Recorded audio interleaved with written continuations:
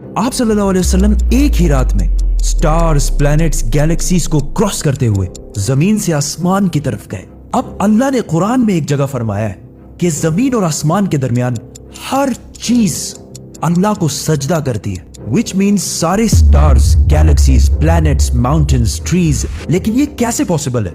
सजदा तो इस तरह होता है। और कभी स्टार्स और प्लैनेट्स को हमारी तरह इबादत करते हुए किसी ने देखा है?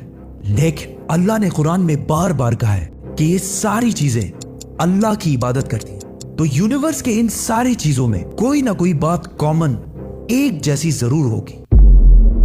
आज से बहुत साल पहले पूरी दुनिया का ये ख्याल था कि जमीन, अर्थ ही दुनिया का सेंटर है और जमीन तो साकिन है बेटा, जमीन रोटेट करती ही नहीं है, जमीन गर्दिश नहीं करती। लेकिन आज से 400 साल पहले गैलीलियो, जो एक इटालियन साइंटिस्ट थे, उसने दो लेंसेज को अलाइन करके रखा तो उसे पता चला कि ऐसे करने से दूर की चीजों को करीब से देखा जा सकता है। छोटे लेवल पर टेलीस्कोप्स दुनिया में पहले भी मौजूद थे, लेकिन इन्हें सिर्फ फौजी और समंदरी सफरों में यूज किया जाता था। लेकिन गैलीलियो ने इसी टेलीस्कोप को इंप्रूव करके इंसानों की तारीख में पहली दफा इसका रुख आसमान की तरफ किया, जिससे उसने दुनिया से पहली बार सूरज और चांद को बिल्कुल करीब से देखा।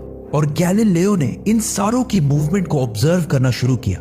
1300 दुनियाओं को अगर मिला लिया जाए, इससे एक जुपिटर बनता है। गैलीलियो ने देखा कि ये भी बाकी प्लैनेट्स की तरह गोल है, लेकिन जुपिटर के ऊपर जो लाइट है वो महीने के डिफरेंट दिनों में बिल्कुल बदल रही है। और उसने देखा कि वीनस और सैटर्न का भी यही हाल है। अब ये सब कुछ तभी पॉसिबल था कि अगर ये सारी चीजें सूरज के गिर्द घूम रही हो, दुनिया के नहीं। गैलीलियो ने ये बातें पूरी दुनिया को बताई कि यूनिवर्स का सेंटर दुनिया नहीं बल्कि सूरज है। लेकिन इस बात को सुनकर यूरोप के सारे चर्चेस उसके दुश्मन बन गए, क्योंकि उस जमाने के पोप का ये ख्याल था कि जमीन ही यूनिवर्स का सेंटर है। और सिर्फ पोप का नहीं, पूरी दुनिया का ये ख्याल था। जमीन तो साकिन है। जिसकी वजह से गैलीलियो को चर्च से ये सजा मिली कि वो हमेशा के लिए घर में बंद कर दिया जाएगा। लेकिन गैलीलियो ने अपना काम जारी रखा और उसकी इन रिसर्चेस को बाद में पूरी दुनिया ने माना। इवन पोप ने भी गैलीलियो के मरने के 350 साल बाद पूरी दुनिया के सामने उससे माफी मांगी और कहा कि हम गलत थे और आप सही थे। आहिस्ता आहिस्ता हमें पता चला कि जमीन यूनिवर्स का सेंटर नहीं है, बल्कि ये सूरज के गिर्द घूमती है। और सूरज भी कोई इतनी बड़ी चीज नहीं है, बल्कि सूरज तो इसके जैसे अरबों खरबों स्टार्स की तरह मिल्की वे गैलेक्सी का एक छोटा सा हिस्सा है। और ये मिल्की वे गैलेक्सी अरबों स्टार्स से बनी हुई है और ये सारे बिलियंस ऑफ स्टार्स एक ही सर्कल में घूम रहे हैं। हम तो सूरज के गिर्द घूम रहे हैं, तो सूरज जैसे अरबों खरबों स्टार्स मिलकर किसके गिर्द घूम रहे हैं? Super massive black hole. Have a supermassive black hole at their center. इस ब्लैक होल ने, जो हमारे सूरज से 40 लाख टाइम्स बड़ा है, ने पूरी गैलेक्सी को एक गोल सर्कल में रखा हुआ है। जिस तरह हमारे सूरज ने जमीन, जुपिटर, मार्स, इन सारे प्लैनेट्स को एक सर्कल में रखा हुआ है। लेकिन ये गैलेक्सी भी कोई इतनी बड़ी चीज नहीं है, बल्कि ये लाखों और गैलेक्सीज को मिलाकर एक छोटे से क्लस्टर का एक छोटा सा हिस्सा है। ये लाखों गैलेक्सीज मिलकर एक क्लस्टर बनाते हैं और ये क्लस्टर भी कोई इतनी बड़ी चीज नहीं है, बल्कि इस जैसे लाखों क्लस्टर्स मिलाकर एक सुपर क्लस्टर बनता है। और ऐसे हजारों सुपर क्लस्टर्स और भी मौजूद है। अब आपने ये नोट किया कि इन सारे स्टार्स, गैलेक्सीज, प्लैनेट्स में एक चीज कॉमन है कि इस पूरे यूनिवर्स में हर चीज किसी न किसी दूसरे ऑब्जेक्ट के गिर्द घूम रही है। और जब रसूलुल्लाह सल्लल्लाहु अलैहि वसल्लम भी आसमानों की तरफ गए तो उन्होंने बैतुल मामूर में फरिश्तों को नमाज पढ़ते हुए नहीं देखा। वो भी किसी चीज के गिर्द घूम रहे थे। लेकिन घूमने का इबादत से क्या ताल्लुक है? अल्लाह ने तो कहा है कि ये सारी चीजें इबादत करती हैं। आपको पता है अल्लाह ने ये बात किस सूरत में कही है? सूरह हज में।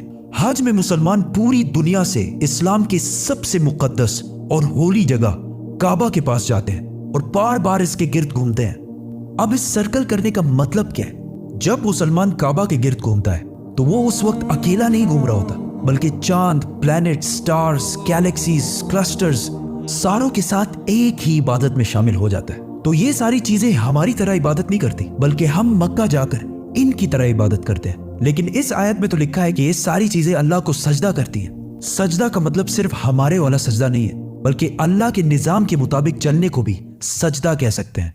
लेकिन अल्लाह ने इस आयत में सिर्फ स्टार्स, गैलेक्सीज और प्लैनेट्स का नहीं कहा, बल्कि हर चीज, पहाड़, दरख्त, जानवर, सब का कहा है। ये तो सर्कल्स में नहीं घूमते। आज से हजारों साल पहले एंशियंट ग्रीस में ये कॉन्सेप्ट बना कि कायनात की हर चीज एक बहुत ही छोटे पार्टिकल एटम से बनी हुई है, जिसको फिर 2000 साल तक पूरी दुनिया भूल गई। लेकिन आज से 200 साल पहले इस कॉन्सेप्ट पर रिसर्च दोबारा शुरू हुई और साइंसदानों की रिसर्च से पता चला कि एटम सबसे छोटा पार्टिकल नहीं है, बल्कि इसके अंदर और भी पार्टिकल्स हैं, जैसे प्रोटॉन्स, न्यूट्रॉन्स, इलेक्ट्रॉन्स। प्रोटॉन्स और न्यूट्रॉन्स हमेशा एटम के सेंटर में होते हैं और इलेक्ट्रॉन्स हमेशा इनके गिर्द घूम रहे होते हैं, ऑलमोस्ट बिल्कुल उसी तरह जिस तरह प्लैनेट सूरज के गिर्द घूमते हैं और स्टार्स ब्लैक होल के गिर्द घूमते हैं। जिसका मतलब है कि कायनात की हर चीज चाहते या ना चाहते हुए किसी ना किसी चीज का तवाफ कर रही है। और जब कोई मुसलमान काबा का तवाफ करने जाता है तो वो कायनात की हर छोटी से छोटी चीज, जैसे एटम के अंदर इलेक्ट्रॉन से लेकर कायनात के सबसे बड़े ऑब्जेक्ट्स, प्लैनेट्स, स्टार्स, गैलेक्सीज और इवन बैतुल मामूर में फरिश्तों के साथ एक ही इबादत में शामिल हो जाते हैं।